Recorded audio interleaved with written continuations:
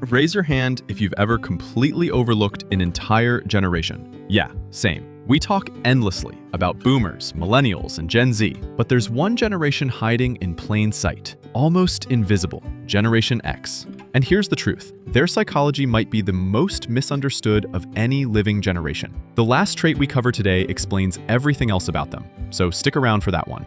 Before we start, here's a question. Which of these traits do you recognize in someone you know? A parent, a coworker, a boss? Drop it in the comments as we go. First, they were the original Latchkey kids. Picture being 8 years old, coming home to an empty house because both parents worked. No phones, no cameras, no way to check in. You let yourself in, made a snack, did homework alone. By 1984, roughly 7 million kids were regularly unsupervised after school. That empty house taught an entire generation one thing: actions have real consequences, and no one's coming to soften them. Second, they learned to think 3 steps ahead. When their parents came home, rules hit hard and fast. No discussion, no buffer time, just direct cause and effect. Psychologists call this a high contingency environment.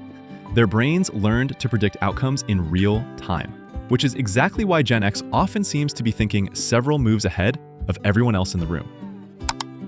Third, they built an irony shield. They watched their parents promise stability, then lived through divorce rates and layoffs that proved otherwise. So they expect the rug to get pulled, not out of cynicism, but experience. They crack a joke before things get too real, keep things at arm's length, and call it being realistic. Fourth, their work ethic is silent. Paper routes at 5 in the morning, bagging groceries, calculating change in your head when the register broke. These weren't resume builders, they were raw introductions to responsibility. Watching their parents get destroyed by corporate restructuring taught them something specific. Never trust the company, but always trust your own competence. Fifth, they struggle to ask for help. Research shows Gen X reports lower levels of seeking social support during stress, not because they lack people to ask, but because asking feels like losing. This self-reliance even shaped how they learned. Before the internet, finding information meant hours in a library, hunting through card catalogs. That effort made the knowledge stick. Psychologists call it deeper encoding. And here's the last one, the one that ties everything together. Generation X might be the last generation that truly knows how to be alone with their own thoughts. To be bored.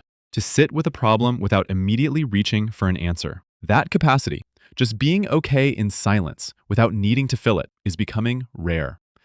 And it might be the most valuable trait of all. If any of this sounds familiar, you're not imagining it. You're recognizing a way of thinking shaped by a specific moment in history, one that taught independence before independence was a buzzword. That's not a personality flaw, that's a skill. And once you see it, you start to understand the people who carry it. That's the real takeaway.